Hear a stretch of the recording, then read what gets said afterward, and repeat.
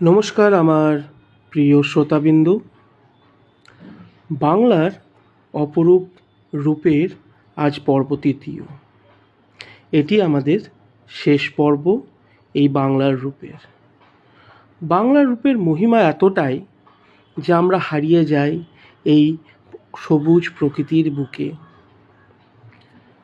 মন থাকতে চায় এখানে দীর্ঘক্ষণ, কিন্তু এ ব্যস্ততার জীবন, এই জীবনে আমাদেরকে আমাদের আপন আত্মীয়দেরকে ফেলে রেখে, বাংলাকে ফেলে রেখে যেতে হয় বহু দূরে। তাই আজ আমরা এই বাংলার রূপ দেখে প্রস্তুতি নেব আমাদের ফিরে যাওয়ার। বাংলার সেই মহান যোদ্ধাদের কথা মনে রেখে, তাদেরকে প্রণাম জানিয়ে